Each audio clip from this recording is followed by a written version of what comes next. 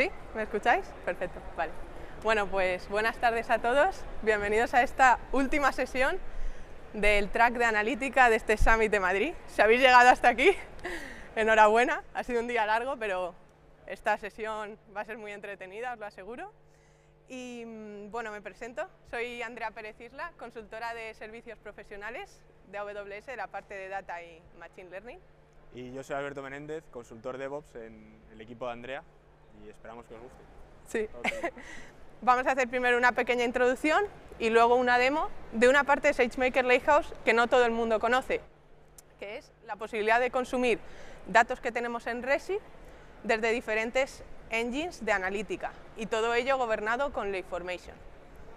Bien, pues antes de que saliera SageMaker Lakehouse, como todos conocemos, solo teníamos un único tipo de catálogo, el catálogo por defecto, donde teníamos nuestras bases de datos y dentro de cada una de ellas nuestras tablas.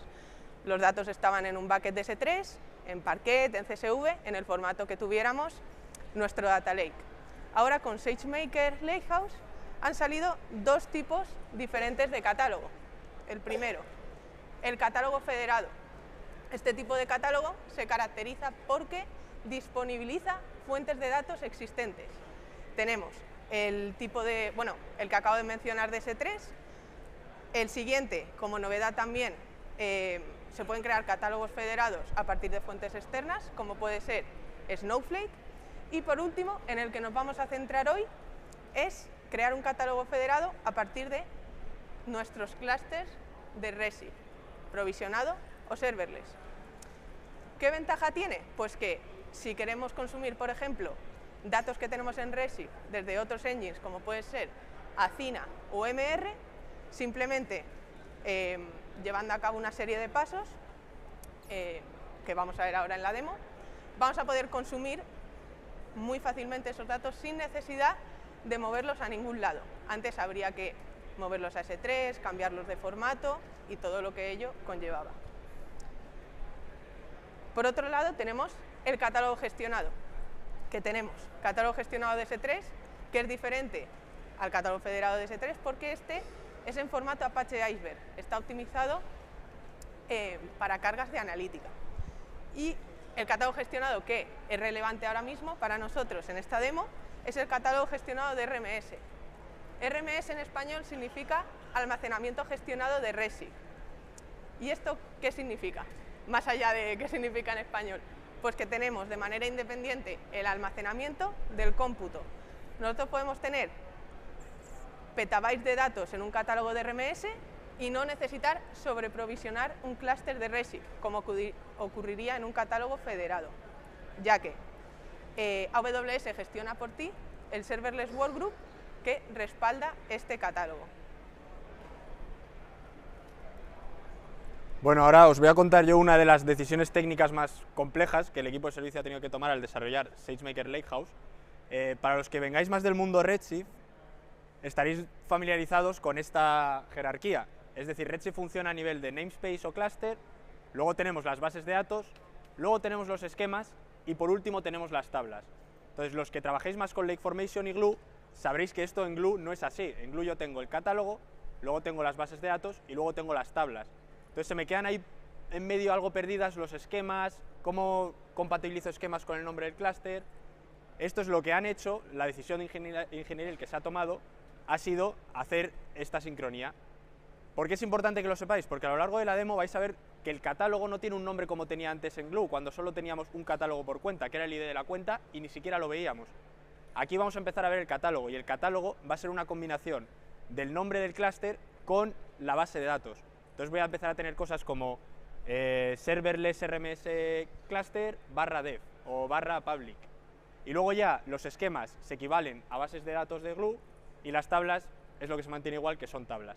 Esto es importante, a mí yo me he liado varias veces hasta que ya lo tienes metido en la cabeza, pero sobre todo para que no os perdáis según vamos haciendo la demo, que empezamos ya, vamos a hacer como una demo de datos, cargamos datos y a continuación pasamos pues a hacer analítica con ellos, lanzar queries desde los distintos engines y esperamos que os guste. Dale, todo tuyo.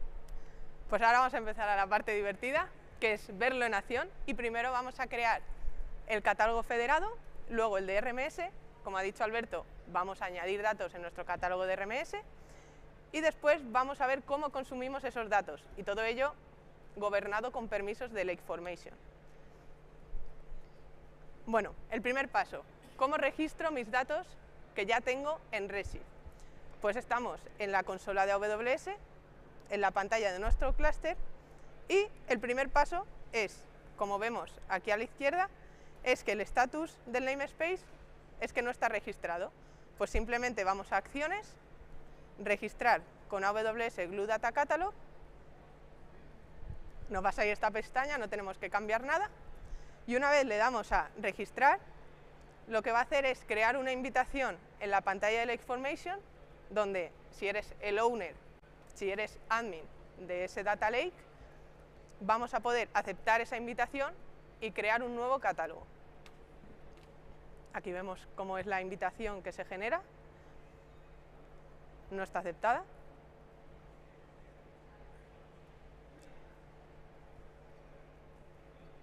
Y dándole a Approve y crear catálogo, nos lleva a esta pestaña. Le ponemos el nombre que queramos, una descripción, aunque es opcional esta parte. Y luego, más abajo, que esto es importante, hay que tener seleccionado esta opción para poder consumirlo desde MR, y también tenemos que tener creado un rol que permita asumirlo Lake-Formation para consumir esos datos de Redshift. Nosotros ya lo tenemos creado para esta demo, pero en la documentación podéis ver qué permisos concretos necesita. Le damos a siguiente, aquí aún no le hemos dado ningún permiso, no hace falta, se le puede dar más adelante desde la consola de Lake-Formation, la pantalla de Review, y le damos a crear catálogo. Aquí tenemos el rol que le hemos asignado, que está encriptado por defecto por una clave de KMS, y vemos la misma estructura, bueno, os lo voy adelantando, la misma estructura que tenemos en nuestro clúster de Redshift. Si vamos al clúster de Redshift, podemos ver que tenemos dentro de las Native Databases dev, public, y dentro de public una tabla.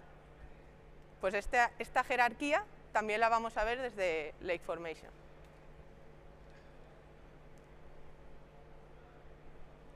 Dev, public. Importante, bueno, lo que ha comentado Alberto, el catálogo, el ID del catálogo nos va a servir para luego consultar datos de ese catálogo.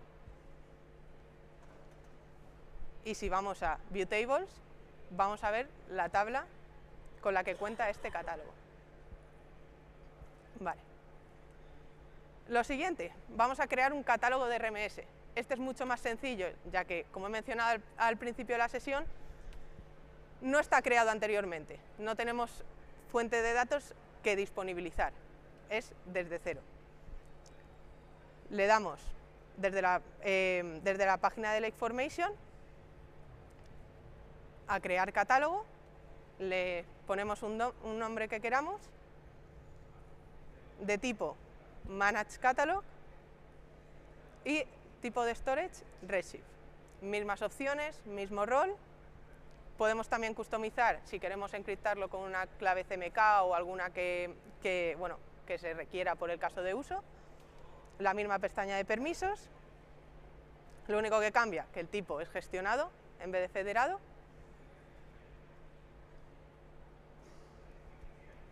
Y creamos el catálogo. Ahora mismo no tiene nada dentro. Va a tardar un par de minutos va a tardar un par de minutos en crear la misma estructura que tenemos en Redshift. Tenemos dev,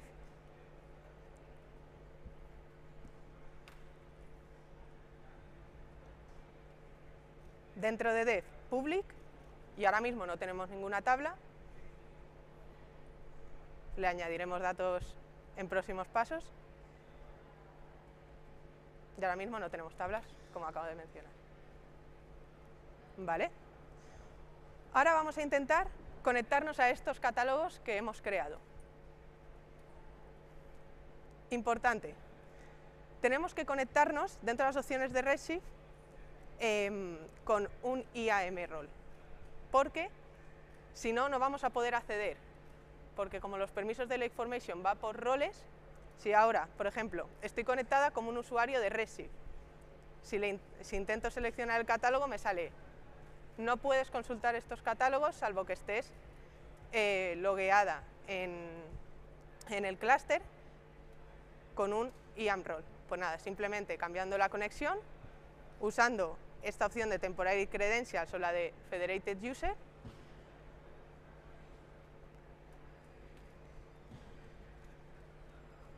ahora vemos que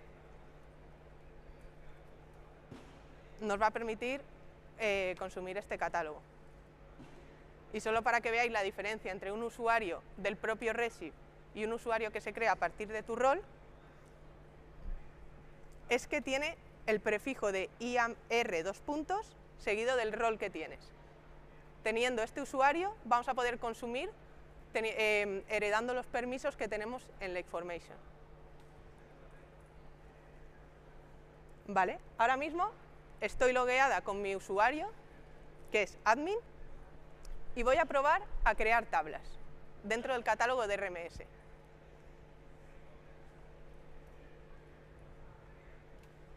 Aquí va a pasar un error, os lo voy adelantando.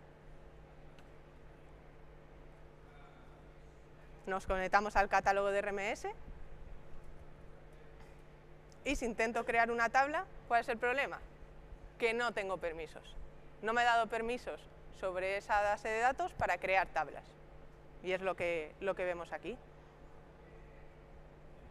Pues nada, simplemente como Data Lake Administrator, yo puedo ir a Lake-Formation, que es lo que voy a hacer ahora.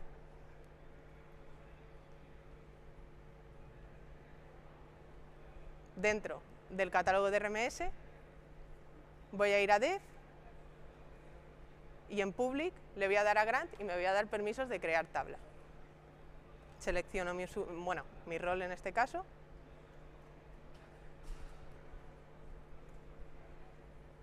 Y me doy permiso de crear tabla. Es el único que necesito actualmente.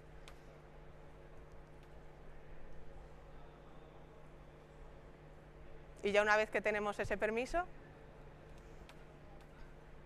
ya tengo creada mi tabla en el catálogo de RMS.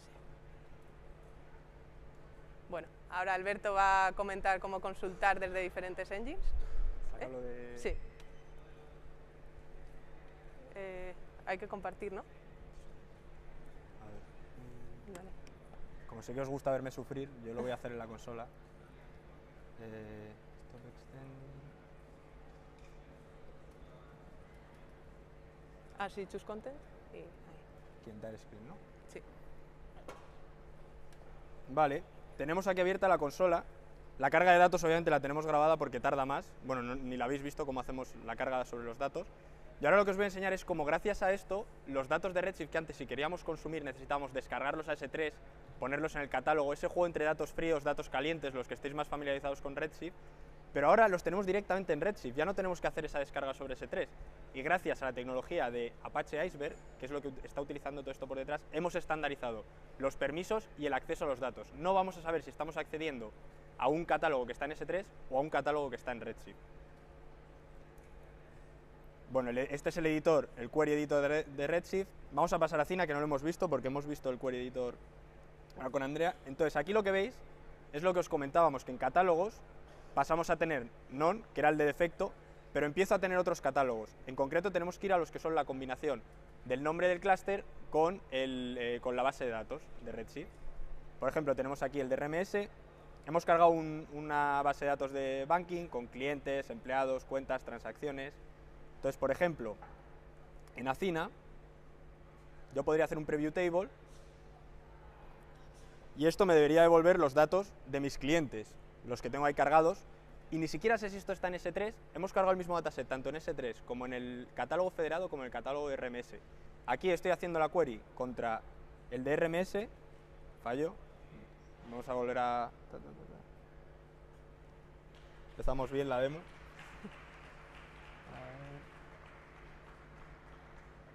Vamos a probar con el DS3. Todo falla todo el tiempo, y más cuando tienes demo. El DS3 va bien, de RMS desde Athena iba bien, hasta que hemos empezado la demo. Si me diera un error de permisos lo sabríamos porque te da el error de Lake Formation, entonces este error no ha sido de permisos, que es lo preocupante, porque son errores que sí que queremos que salgan los de permisos. Bueno, aquí en paralelo voy a ir abriendo otro engine, que es MR Serverless,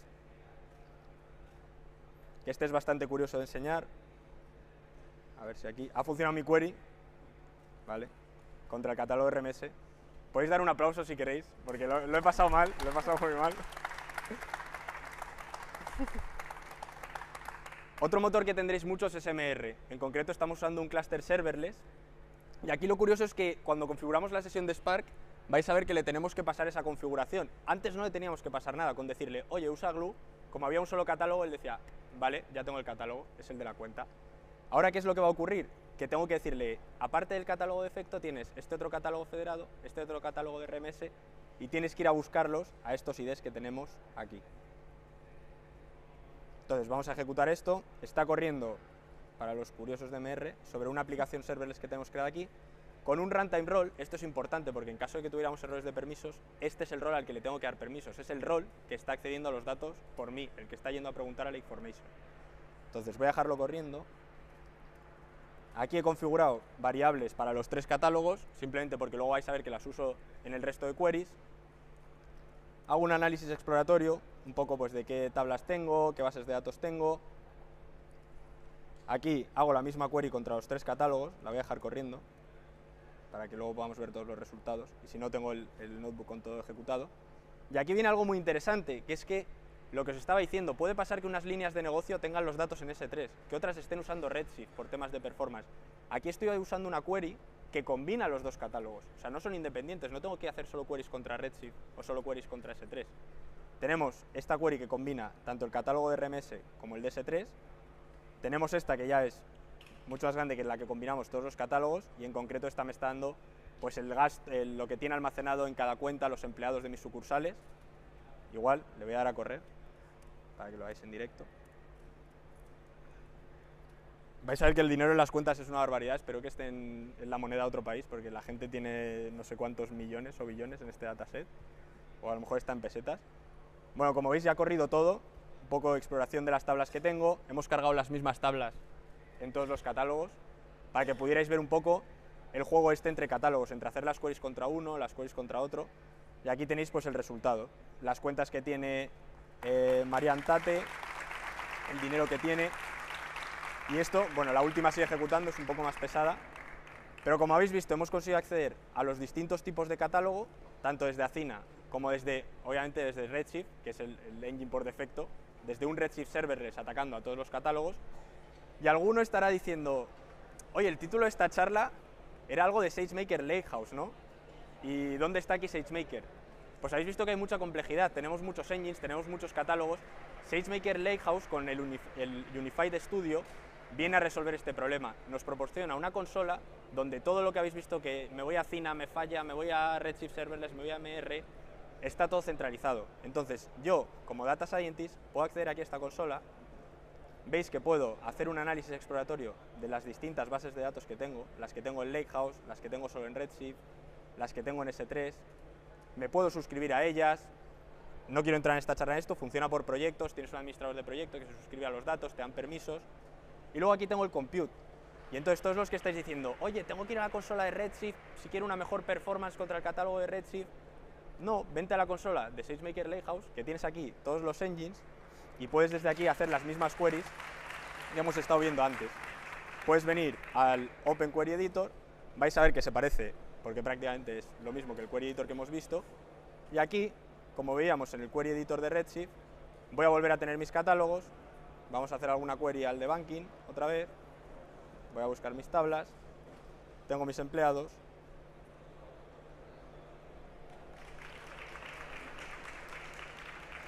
aquí importante, el rol con el que estoy accediendo, siempre tened en cuenta el rol con el que estáis accediendo. Cuando creo un proyecto de SageMaker Unified Studio, le asigno un rol. Ese es el rol con el que Lake Formation va a estar accediendo a mis datos por detrás. Está tardando un poco, por favor. Dioses de los datos, ayudadme en la demo. Ahí están los datos. Y bueno, aquí en concreto le da un poco así, la letra está un poco pequeña, me imagino que lo veréis mejor. Aquí hemos hecho una query contra el catálogo de RMS. Podría hacerla contra el catálogo federado. ¿Qué tabla he cogido? La de empleados. Vamos a coger la misma.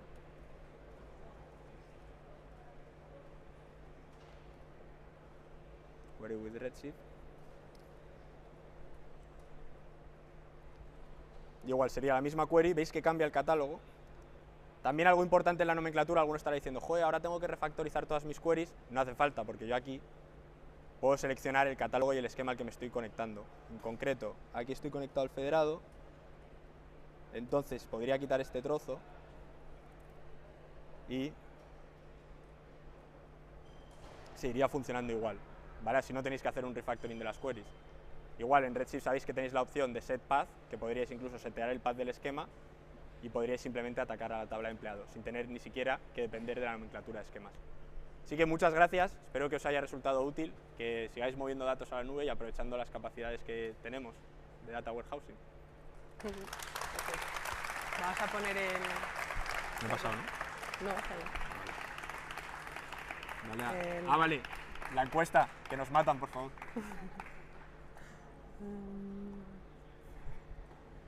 No os vayáis sin hacer la encuesta. Dale, Perfecto.